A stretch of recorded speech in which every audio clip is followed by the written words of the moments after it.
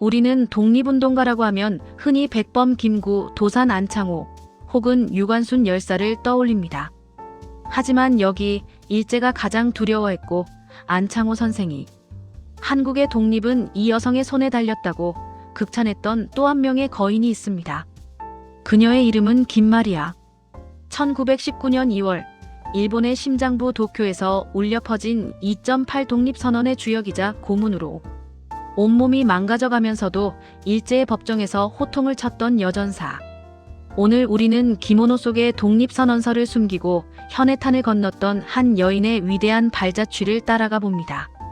김마리아의 삶을 이해하려면 그녀가 태어난 곳 황해도 장현군의 소래마을을 알아야 합니다. 1892년생인 그녀가 태어난 소래마을은 평범한 시골이 아니었습니다.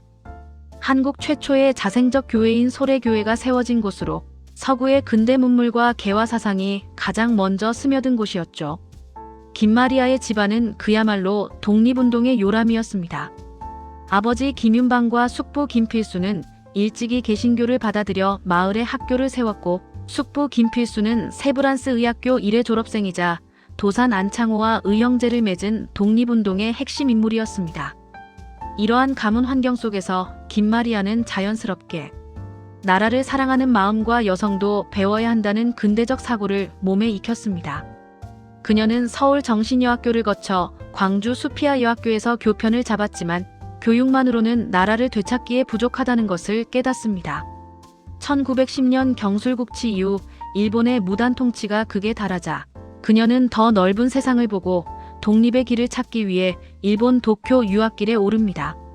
1910년대 후반 도쿄는 겉으로는 평온해 보였지만 조선 유학생들의 가슴 속에는 거대한 불꽃이 타오르고 있었습니다. 제1차 세계대전이 끝나고 윌슨 대통령의 민족 자결주의가 발표되자 유학생들은 지금이야말로 우리 민족의 독립을 전 세계에 알릴 기회라고 판단했습니다. 1919년 2월 8일 도쿄 YMCA 강당에서 수백 명의 학생이 모여 독립선언서를 낭독합니다. 이것이 바로 3.1 운동의 도화선이 된 2.8 독립선언입니다. 이 긴박한 상황에서 김마리아는 가장 위험한 임무를 자원합니다. 도쿄에서 일어난 이 불꽃을 조선 본토로 전달하는 것이었습니다. 당시 일본 경찰의 권무는 상상을 초월했습니다. 가방을 뒤지고 몸수색을 하는 상황에서 누구도 선뜻 나서지 못할 때 김마리아는 기발하고도 대담한 작전을 세웁니다. 그녀는 화려한 일본식 기모노를 입고 변장했습니다. 그리고 그 두꺼운 허리띠인 오비 안쪽에 2.8 독립선언서 수백 장을 겹겹이 숨겼습니다. 시모노세키 항구에서 부산으로 향하는 연락선에 오른 그녀의 심장은 터질 듯 뛰었을 것입니다. 일본 순사가 그녀를 멈춰 세우고 어디로 가느냐고 물었을 때 김마리아는 유창한 일본어로 고향에 잠시 다녀오는 길이라며 태연하게 미소 지었습니다. 기모노 차림에 얌전해 보이는 여학생을 의심하지 않은 순사는 길을 터주었고 김마리아는 그렇게 한국 독립의 희망을 품고 현해탄을 건넜습니다. 부산에 도착한 그녀는 쉬지 않았습니다. 광주, 서울, 황해도를 누비며 각지의 지도자들에게 선언서를 전달했습니다. 도쿄의 학생들이 일어났습니다. 이제 고국이 응답할 차례입니다. 그녀의 이 외침은 한 달 뒤 전국을 뒤흔든 3.1 운동의 소중한 밑거름이 되었습니다. 3.1 운동이 발발하자 김마리아는 배후 주동자로 지목되어 체포됩니다. 하지만 그녀는 교묘하게 법망을 피하며 증거 불충분으로 석방됩니다. 보통 사람이라면 몸을 사릴 법도 했지만 김마리아는 석방되자마자 더 큰 조직을 구상합니다. 당시 흩어져 있던 여성 독립운동 조직들을 통합하여 대한민국 애국부인회를 재건한 것입니다. 애국부인회의 목표는 분명했습니다. 상해 임시정부의 독립운동 자금을 지원하는 것이었습니다. 김마리아는 회장으로서 전국 15개 지부를 조직하고 수천 명의 회원을 모았습니다. 여성들은 장롱 속에 숨겨둔 비녀를 꺼냈고 금가락지를 뺐으며 끼니를 아껴 모은 돈을 내놓았습니다. 이렇게 모인 거금 6,000원은 당시 가치로 어마어마한 액수였고 이는 비밀리에 상해 임시정부로 전달되었습니다. 안창호 선생은 이 소식을 듣고 남자들이 파벌 싸움을 할 때 조선의 여성들이 나라를 살리고 있다며 감격했습니다. 하지만 이 찬란한 활동은 오래가지 못했습니다. 조직 내부의 밀고자 때문이었습니다. 1919년 11월 일제경찰은 애국 부인의 본부를 급습했고 김마리아를 비롯한 간부들이 전원 체포되었습니다. 이제부터 김마리아의 삶에서 가장 처절하고도 위대한 투쟁이 시작됩니다. 종로경찰서 취조실에서 일제는 그녀에게 자금의 출처와 임시정부와의 연락망을 대라며 인간의 한계를 시험하는 고문을 가했습니다.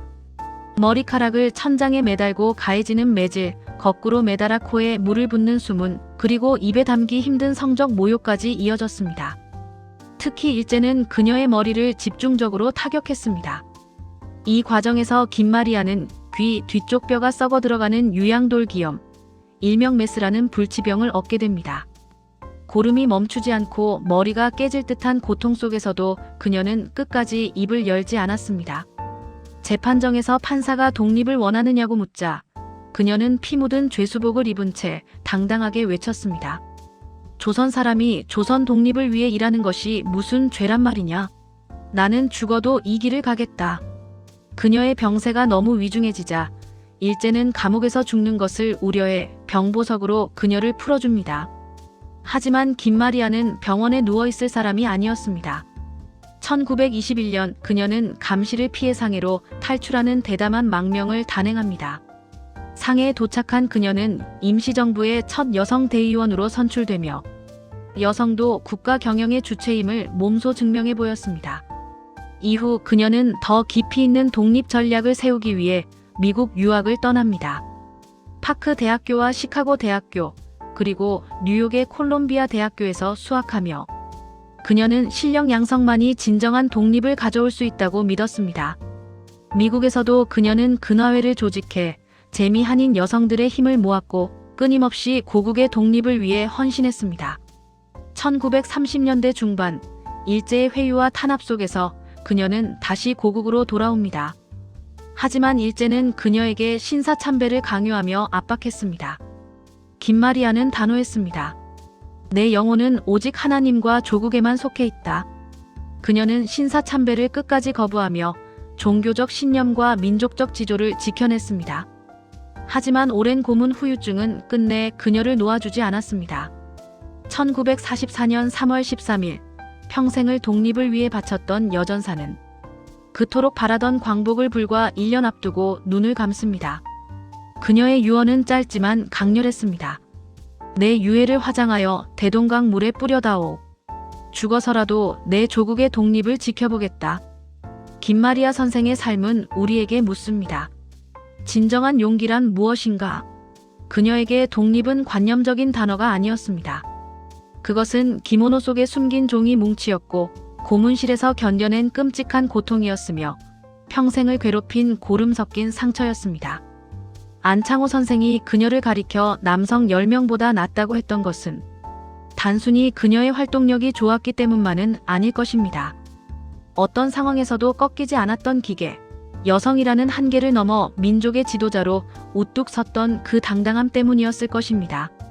오늘날 우리는 너무나 당연하게 자유를 누리며 살고 있습니다.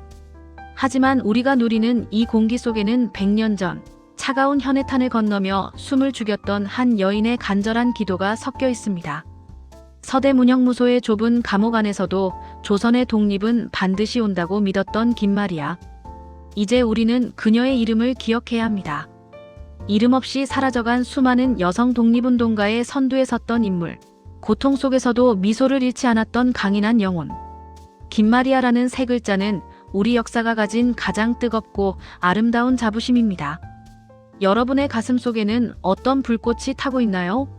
나라를 위해 모든 것을 던졌던 그녀의 삶을 되새기며 오늘 우리가 지켜나가야 할 가치는 무엇인지 다시 한번 생각해보게 됩니다.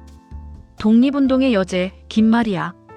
그녀의 이야기는 여기서 끝이 아니라 그녀를 기억하는 우리의 마음속에서 비로소 다시 시작될 것입니다.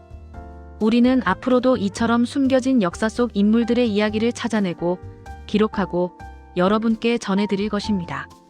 이 위대한 헌신이 널리 알려질 수 있도록 좋아요와 구독으로 함께 해주세요. 우리가 기억할 때 알려지지 않은 위인들의 역사는 비로소 완성됩니다. 시청해주셔서 감사합니다.